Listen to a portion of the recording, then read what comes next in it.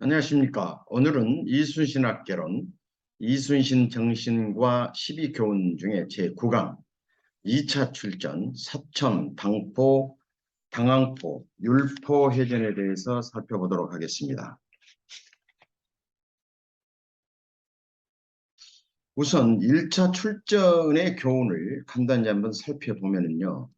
우선 이순신의 첫 원정 및 실전, 경험을 했다는 게 가장 큰 또 수확이 아니었겠습니까?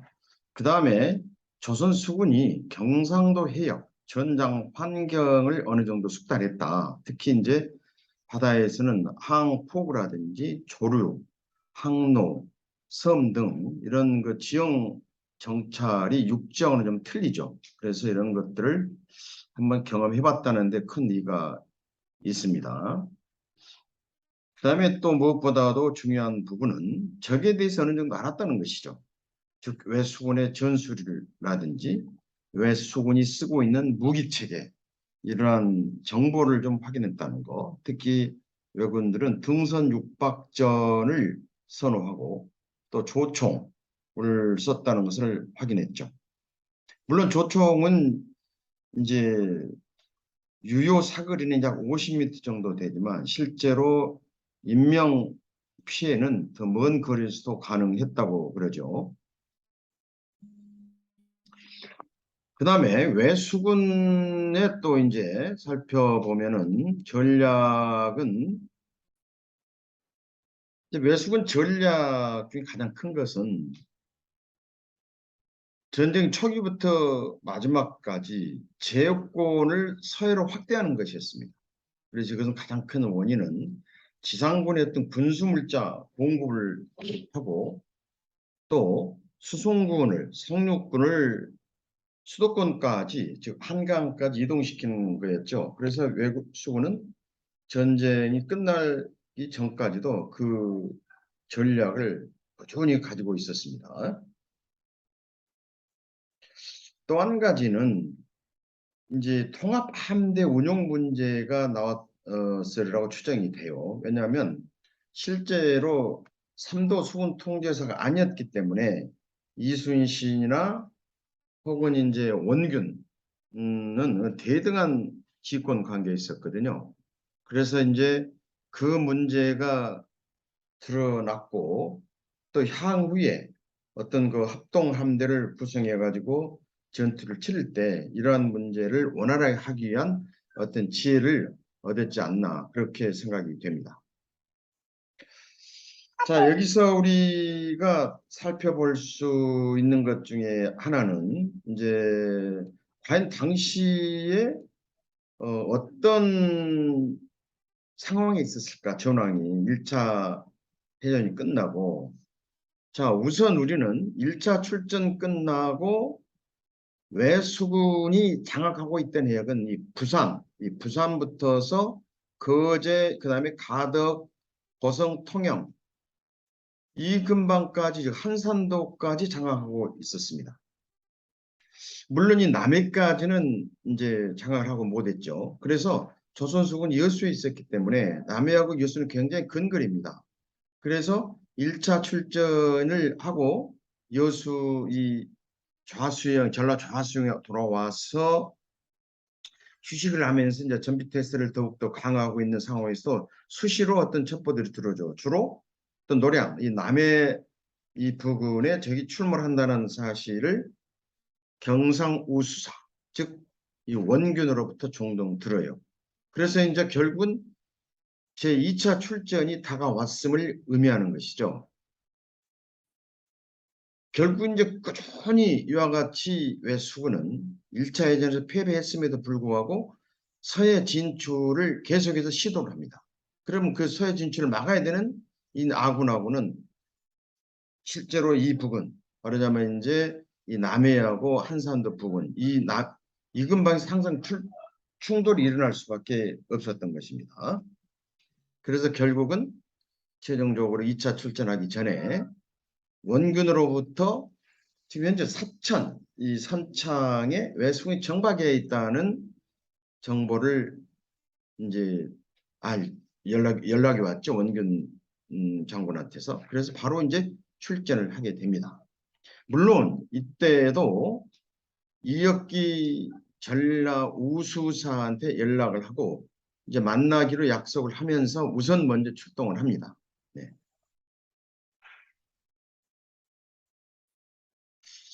자, 지금까지 이제 2차 출전 전황과 출전의 배경을 한번 살펴보았는데요. 다음에서는 이제 어떻게 출전을 하는지 그 상황을 한번 살펴보도록 하죠. 그래서 이제 이순신은 5월 29일 날 새벽에 출동을 합니다. 물론 이제 2차 출전 당황포 해전부터서는 51척이지만 그 전에 있었던 사천 해전의 경우에는 다음에 설명을 드리겠습니다만은 51척이 안 되죠. 최종적으로 연합 합동한 함대는 이순신이 23척. 그러니까 출항할 때는 23척이었습니다. 이때 이제 처음으로 거북선이 출동을 하게 되죠. 거북선은 뭐 두 내지는 세 척 정도 포함이 됐다고 지금 보고 있죠. 그때도 이제 원규는 크게 전선은 늘어나지 않았어요. 그래서 노량에서 함량은 세 척이었고, 그다음 나중에 이제 6월 4일 날 이순신이 출동한 다음에 6월 4일 당포 해전이 끝나고 당포 해상에서 이혁기 전선을 만나게 돼서 최종적으로 25척. 그래서 통합 함대는 이제 51척, 전선은 또 협선은 약 50여 척으로 해서 어떻게 보면 아주 강력한 함대가 구성됐습니다. 2차 출전에서는요. 그래서 이제 우리 보통 이순신 혼자 싸운 걸로 생각이 되는데 그렇지 않습니다. 우리가 정확하게 해전을 파악해야 되는데 1차 출전을 제외하고는, 그러니까 1차 출전에 옥포해전, 합포해전, 적진포해전, 우리가 지난주에 공부를 했던 그 해전 외에는 사천해전에서 이순신과 원균이 싸웠어요.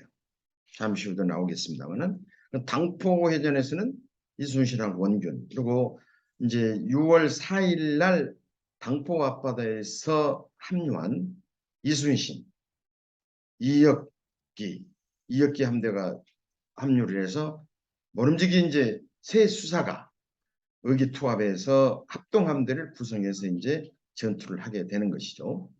그래서 당항포해전과 율포해전은 새 수사, 즉 물론 그 주축은 이혁기 전라 우수사, 이순신 전라 좌수사가 주력이 됐죠. 원균 세력이 해봐야 세 척밖에 안 됐어요. 네. 그래서 아무튼간에 형식상은 세 개의 함대가 연합 합동으로 이제 구성해서 강력한 함대로 적과 싸우게 됐다 하는 말씀을 드립니다. 자, 우선 큰 그림을 한번 설명을 드리도록 해야 되겠습니다. 이 지금 출전로를 전체를 한번 우선 살펴보죠. 순차적으로 이게 쭉 그림을 그려놨으니까요. 모자랑포, 사량도, 여기 당포, 네, 그다음에 계도, 쭉 아주 지금 현재 그 거의 그 당시의 이름들이 그대로 다 있습니다. 물론 이제 조금씩 틀린 것도 있습니다만은 이쪽 보게 되면은 당항포, 영등포, 여기 장목면이죠. 여기가 지금 거제도. 네. 그다음에 여기 이제 율포, 송진포, 그다음에 여기 천성, 가덕도. 네, 여기까지 이제 이순신 함대가 이제 즉그 합동 세계 함대가 합동으로 연합함대를 구성해가지고 이렇게 이제 천성 가덕까지 장기간 상당히 긴 시간 멀리까지 이제 출동을 하게 됩니다. 그 상황을 지금부터 이제 살펴보도록 하겠습니다. 자, 우선 1992년 5월 29일 날 출항한다 그랬죠. 그리고 이 1차 출전 때와 거의 이 항로는 비슷합니다. 여기서 원균하고 5월 29일 날 합류를 하죠. 이 노량에서. 그래서 여기서 이제 원균 연균 이제 수사는 전선 세 척을 가지고 여기서 이제 합류를 하지요. 그 다음에 이제 여기서 이 동쪽으로 이동하는 과정에서 이제 사천해전이 일어나는데요. 여기 사천해전은 이제 5월 29일에 일어납니다. 이쪽으로 이동하는 과정에서 본양에서 사천 쪽으로 들어가는 한 척의 아마 적의 척후순으로 보이는 전선이 한 척 나타납니다. 그래서 한 척을 이제 그대로 이제 깨버리죠. 여기에서는 이제 우리 이순신하고 이름이 같은 무의공 이순신이 있어요. 무의공 이순신이 한 척을 이제 사천 가기 전에 어, 격파를 시킵니다. 그리고 이제 사천항으로 이제 가게 되는데 사천 수로가 길어요. 여기서. 그래서 왜수군이 12척이 여기 지금 사천 잠시 후 이제 이 사천항에 대해서 현재 사진하고 그다음에 그 스카이뷰로 된 해도를 보여드리겠습니다만 왜수군 12척이 정박하고 있다. 대부분이 다 당신은 정박하고 있었어요. 여기서. 그래서 이제 이 사천 이 수로가 이제 썰물하고 밀물 때 이거 이 수심의 차이가 큽니다. 지금 일부 이제 매립도 됐으면 당시에는 더 컸겠죠. 그래서 이순신은 이제 사천으로 들어가면서 도저히 지금 깊숙이는 들어가지 못합니다.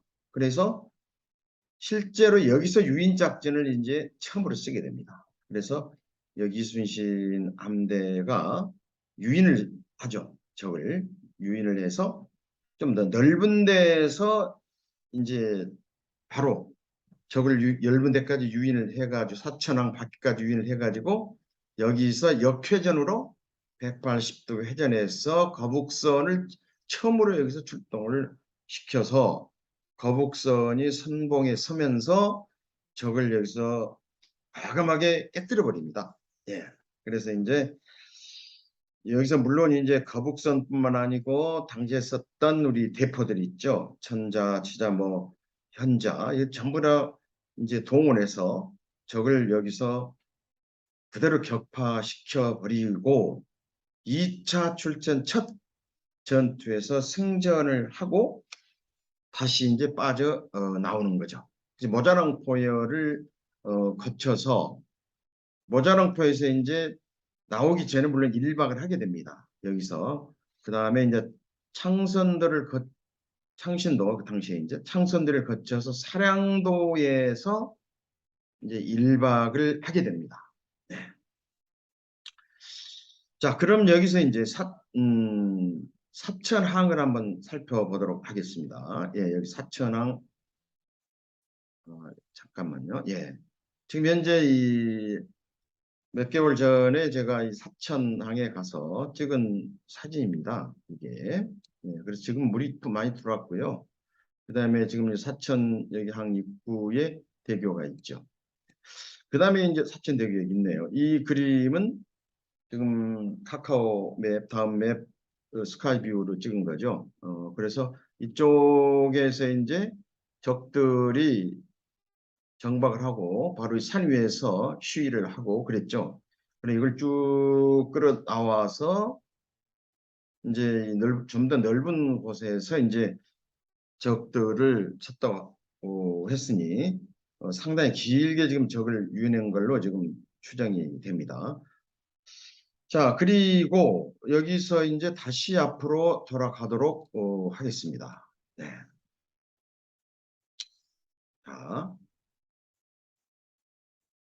자, 그러면 이제 사천에서 이제 여기 사량으로 왔지 않습니까? 여기서 하룻밤을 자고 아직 지금 전라 우수사 이역기 함대를 만나지 못했습니다. 그런데 아직은 지금 이순신도 좀 조마조마했을 수도 있어요. 더 큰 적이 나타나면 단독으로 싸워야 되잖아요. 자, 그런데 여기서 이제 6월 2일 날 당포 회전이 여기서 벌어지잖아요. 그래서 저기 대선자 20여 척이 20여 척은 아니죠. 이제 여기에 지금 약 20여 척, 20여 척. 그래서 큰 거 작은 거 합해서 약 21척 정도 됩니다. 여기 이제 자료를 보면 전선 9척, 그다음에 이 중소선 12척이 당포 앞바다에 이제 있었어요. 그래서 여기서 이제 큰 정과라면 적선도 격발이 했지만 적지휘관을 여기서 이제 사망을 시킵니다. 여기서 적지휘관이 여기서 사망을 해요. 굉장히 큰 정과인데 물론 전쟁에서 전투에서 지휘관이 실전에서 사망하게 되면 오합지졸이 될 수밖에 없어요. 그 당시에도 여기서 당포해전에서도 가장 큰 것은 지휘관을 지휘관이 먼저 이제 사망한 다음에 도망치고 그랬죠. 그래서 뭐 물론 포격으로 쳐부순 적선도 있었지만 여기서는 불도 그냥 도망가 버리니까 적 선박을 전선을 놓고 탈출해 도망가 버리기 때문에 자연스럽게 가서 불도 질러버리고 그랬죠. 물론 여기서도 이제 거북선은 혁혁한 공을 세우죠. 물론 여기서 이제 자료를 읽어보면 거북선이 돌진해서 적을 격침시킨 그런 상황도 나오게 됩니다. 자, 그래서 여기서 이제 6월 2일 날, 6월 3일이죠. 그러니까 6월 3일, 6월 2일 날 다시 여기서 빠져나와서 창신도, 지금 여기서 이제 1박을 하게 됩니다. 당포회전이 끝나고요. 그 다음날 아침에 이제 여기서 추도를 거쳐서 물론 그때는 이제 계도라고 그랬어요. 그래서 거둔포, 거둔포에서 이제 여기서 이역기를 만난 것은 6월 4일인데요. 거둔포에서 1박을 하고 이역기 합류는 6월 4일 날 있습니다. 네, 거둔포에서. 자, 여기서 이제 본격적으로 합동함대 구성이 이루어진 겁니다. 조금 전에 설명을 했듯이요. 이역기 함대가 여기서 전선 25척을 끌고 이쪽으로 나타나게 됩니다. 여기서 보게 되면은. 예. 그래서 이역기 합류로 이제 21척이 함대가 됐지 않습니까? 이역기 함대랑 같이 이제 창량이 있죠. 창량에서 거제도 쪽으로 이제 순찰하면서 들어가다가 가는 중에 당항포에 적선들이 지금 정박이 있다는 이 정보를 이 도중에 듣습니다. 그래서 바로 이제 6월 5일 당항포 쪽으로 들어가죠. 당항포는 여러분 가보신 분은 있겠습니다만은 입구가 400여 미터 정도밖에 되질 않습니다. 아주 좁아요.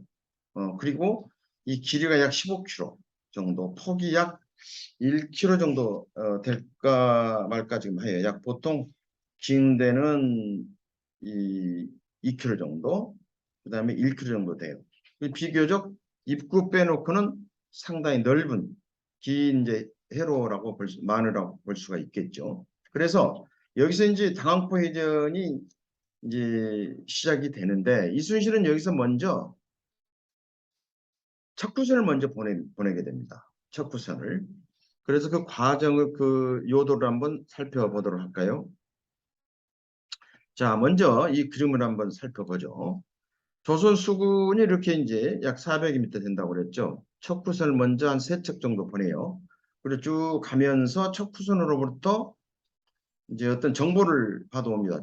적선이 여기에 지금은 당항포 관광지가 있죠. 여기에 정박이 있다는 걸 확인을 하고 연락을 받고 다시 본진이 이렇게 들어갑니다. 이렇게 본진이. 그래서 여기서도 이제 조선 수군은 거북선을 대동해서 이제 적을 격파시킵니다. 여기서 전과도 굉장히 매우 커요. 이 당황포 회전의 결과를 보게 되면 나중에 이제 종합적으로 설명을 드리겠습니다만은 여기서도 적들은 이 기록을 보게 되면은 이 무당들 깃발 날리듯이 굉장히 그 울긋불긋한 깃발들을 많이 나부끼고 또 그 누가 전선에서 외장들이 어떤 이상한 모자 옷을 입고 이렇게 시위를 하고 데몬스트레이션을 했다는 게 많이 나오죠. 그래서 여기서도 크게 무리 없이 적선을 다 격파시키고 여기서 이제 한 척을 남겨둡니다. 다 격파 안 시키고. 그리고 여기서 26척을 격파시키는데 한 척 남겨둔 이유가 있어요. 네. 그래서 그것은 바로 이제 여기 보면 6월 6일 날 교전을 했다고 그러는데 그 다음날 한 척에다가 적이 많은 이제 병사들을 싣고 도주에 나옵니다. 그래 여기서 그대로 이제 수장을 시켜버립니다. 그래서 이순신의 전략이었죠. 이걸 전부 다 격파를 시켜버리면 이 외수군들이 육지에 올라가서 우리 조선 백성들을 괴롭히고 또 그다음 모든 노략질을 약탈할 수밖에 없잖아요. 그래서 한 척을 남겨두고 만약 그걸 타고 다시 이제 적진 즉 부산포로 또 이동할 걸 예상해 가지고 여기서 대부대가 이제 기다리고 있다가 적선 한 척에 많은 인원을 싣고 오는 것을 그대로 수장을 시켜버립니다. 이렇게 이순신의 어떤 지혜가 이런 그 전투에서 그대로 나타나는 거죠. 자, 그 다음에 이제 지금 1차 사천에서 1차 격파시키고 그 다음에 당포에서 격파시키고 이제 당포 앞바다에서 강력한 함대로 자신 있게 이제 북진을 하다가 당항포해전에서 적선을 26척을 또 격파시키고 그러면서 이제 다시 또 이제 거제도 쪽으로 쓱 이렇게 갑니다. 그런데 거제도에서 또 이 입구 여기 장목면 이쪽에서 정보를 또 받아요. 적선이 율포 앞바다로 이동 중이다. 응? 그래서 이걸 또 이제 근데 여기는 지금 특히 이 3차, 2차 출전에서 가장 쉽게 적선을 여기서 얼마나 50여 척인데 여기 이제 그리 많은 적선을 오지를 안 했어요. 그냥 이쪽 들어간 걸 쫓아가서 그냥 그대로 대선 5척, 그다음에 중선 2척이 발견했다, 이동하고 있다는 것을 쫓아가서 그대로 격파시켜 버립니다. 그리고 이제 다음 날 이제 송진포로 와서 여기서 하룻밤을 자고 물론 이거 오기 전에 율포해전에서 적을 깬 다음에 여기 진해 여기 지금 앙골 이쪽으로 이쪽 마산포 가기 전까지 쭉 순찰을 정찰을 하면서 송진포에서 1박을 또 하게 됩니다. 그리고 여기서 이제 그 다음 날 6월 8일까지 이제 여기서 정박하고 있다가 천성 가덕도 쪽으로 좀 더 부산포까지는 못 갑니다. 이제 그 이유는 잠시 후에 설명해 드릴 텐데 천성 가덕을 보고 회항을 해야 돼요. 근데 사실 한번 생각해 보십시오. 지금 언제 출발했냐? 5월 29일 날 출발했습니다. 여기 왼쪽 그림 보시죠. 여기요. 지금 여기 6월 9일입니다. 그 10여일 동안 지금 이 먼 그릇 당시 지금 개념으로 보면 안 돼요. 당시 기껏해야 이 평균 속도가 6나트입니다. 6나트. 예. 그럼 6나트로 이동을 해가지고 이 노를 저어서 또 싸우고 얼마나 피곤하고 지치고 그랬겠어요. 그리고 또 한 가지 더 중요한 것은 먹을 것, 식량, 물 이런 것들이 문제가 되죠. 그래서 다음을 기약하고 이 천성 가도 순찰하면서 거제도 북쪽 장목 지금 거쳐서 이렇게 쭉 이게 화살표가 조금 육지로 돼 있어요. 이렇게 쭉 해서 다시 이제 여수항으로 가는데 물론 여기서 이제 그 전라 우수사 이역기 이 함대도 이제 해남으로 이동을 해야 되잖아요. 그래서 항로에 따라 가도록 미조에서 이역기 수사하고 헤어져서 이렇게 이제 이순신은 6월 10일 날 여수왕의 전라 좌수영에 복귀를 합니다. 네. 이렇게 해서 이제 1차, 2차, 즉 사천, 당포, 당항포, 율포 네 번의 싸움에서 적들을 수장시키고 적선을 불사르고 혁혁한 공을 세우고 이렇게 귀환을 했습니다. 자, 이건 앞서 본 그림이니까 다시 한번 가볍게 보여드리도록 하고 다음으로 넘어가도록 하겠습니다. 자, 그러면 이제 마무리를 좀 해야 되는데요. 적선은 67초를 격파합니다. 예. 물론 이 다소 한두 척의 차이가 날 수도 있습니다. 어떤 기록마다. 그래서 저는 이제 제가 신뢰하는 이 자료를 가지고 이제 정리를 했는데 사천 13척, 당포 21척, 당항포 26척, 율포 7척. 그리고 실제로 지금 발견한 적선은 거의 다 지금 격파시켜버린 거예요. 예. 그래서 우리는 이순신의 해전 여러 번 있었는데 이 2차 해전, 2차 출전 여기도 굉장히 큰 대승이었다. 물론 여기 한 가지 빠졌는데 이제 이 앞에서 이순신도 사천해전에서 총탄을 맞습니다. 처음으로 부상을 하고 나대용도 팔에 맞고 그래요. 그래서 전체적으로 이제 보게 되면 전사 13명, 부상 37명입니다. 그래서 여기서 한 가지 우리가 이제 좀 궁금하게 생각하는 것은 당시에 어떤 그 삼도 통제사가 아니었잖아요. 그래서 아마도 이제 그 수사들이 함께 싸우긴 싸웠지만 어떤 장계를 별도로 다 올린 것 같아요. 그래서 여기서 전사 13명, 부상 37명, 이것은 전라 좌수영 소속 이순신 예하의 어떤 군사들에 한해서 장기를 피해자입니다. 그래서 현재는 이혁기 부대나 원균 부대 피해가 얼마나 되는지는 지금까지는 알려지지 않고 있습니다. 그래서 전선의 피해가 이제 없던 걸로 우리가 추정할 때에 적선이 어떤 그 교전을 하는데 아주 치열한 교전을 맞붙어서 하는 것은 그리 많지는 않았던 것 같아요. 일방적으로 우리가 분명히 판혹성이 세고 또 대포 화력이 좋고 하기 때문에 공격적으로 우리가 해서 적선을 그냥 무참히 깨버리는 그러한 전투였다라고 이야기를 할 수가 있겠습니다. 자, 그 다음에 이제 우리는 1차 해전과 마찬가지로 2차 해전에서 얻은 그 소득을 한번 종합적으로 살펴볼 필요가 있어요.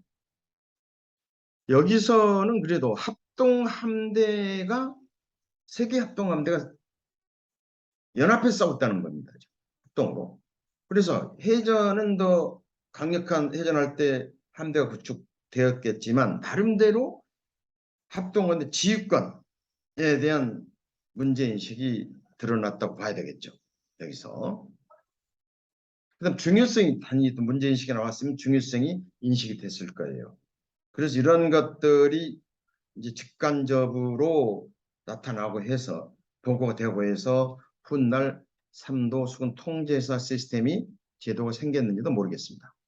그 다음에 여기서 또 한 가지는 그 비장의 무기 이순신이 갑자기 이제 외적들이 쳐들어왔기 때문에 그러니까 4월 13일 날 쳐들어왔기 때문에 4월 12일 날 한포석을 연습했잖아요. 바로 갈 수는 없잖아요. 좀 더 이제 어떤 그 거북선의 실응용 상태가 아마 파악이 안 됐으리라 판단이 돼요. 그래서 참전을 못 시켰는데 거북선이 바로 이제 사천 당포 당항포에서 혁혁한 공을 세웠잖아요. 네, 그래서 거북선 성능을 확인했다. 네, 이거 굉장히 큰 의미가 있었고 또 화포 이력이 어느 때보다도 물론 2차 그 당시까지만 해서 이제 1차 해전 때보다 더 1차 출동보다 더 화포 이력을 확인했을 것 같아요. 왜냐하면 우리가 전설 한 척도 당하지 않고 했기 때문에 그 추정을 할 수가 있는 부분이고요. 또 한 가지는 장기 출전의 한계를 분명히 여기서 느낍니다. 그래서 이제 다음에 보면 이순신은 전라 좌수영을 한산도로 이제 그 번영을 이동시키는 주의 상황을 거기서 하는 그런 이제 전략을 세우죠. 그러다가 나중에 삼도 수군 통제사로 발령을 받고 이제 거기서 삼군을 삼도의 수군을 지휘하게 됩니다. 아무튼간에 장기 출전. 지금처럼 우리가 이 근거로 생각하면 안 되죠. 당시에는 사실 원거리 중에서도 굉장한 원거리였습니다. 이 전함의 판옥선의 성능, 동력 이런 것을 고려했을 때 굉장히 큰 문제로 인식이 됐고 또 여기에 대한 보완 사항이 그 다음에 따르게 됩니다. 자, 여기서 우리는 오늘 2차 상황에 대해서 살펴보았습니다. 여러분 2차 출전에서 이순신의 전략과 전술 그리고 여기서 이제 우리 조선의 삼도는 아니죠 아직까지는 전라 경상 수군들이 통합으로 싸웠다는 합동으로 굉장히 큰 의미가 있습니다. 물론 여기서 당분간 원규는 초기에 예야 전선들을 전부 잃어버렸기 때문에 여기 이런 것이 적과 싸워서 이겼던 것이라면 좋았는데 그렇지도 못했던 것 같죠. 기록에 따르면 특히 그 이제 유성룡 징비록 같은 거 보면 수장시켰다고 그래요. 그래서 그 수장을 시켰다는 것은 참 부끄러운 이야기인데 당시에 원균이 만약 수장을 시켰다 하면 징비록의 어떤 기록에 근거해서 적에게 이걸 뺏기지 않기 위해서 전략적으로 수장을 시켰던 그런 의미일 것 같아요. 그래서 우리가 참 군인은 적과 싸워서 마지막까지 임전무태의 정신으로 싸우는 것이 얼마나 중요한가. 사실 원균이 이제 오늘날 비난을 받은 것도 처음부터 야무지게 싸우지 않았다는 것이 가장 크다고 저는 봅니다. 아무튼 오늘 아무튼 간에 이 1차, 2차까지도 원균 함대도 서너 척이지만 이순신과 함께 싸웠던 거 이것은 우리가 기억을 할 필요가 있지 않나 이런 생각이 듭니다. 네. 오늘 이제 강의 여기서 마무리해야 될 것 같습니다. 네. 그리고 다음에는 이제 우리 3차 출전, 3차 출전을 한번 또 우리가 살펴보도록 하겠습니다. 오늘 여러분 대단히 감사합니다.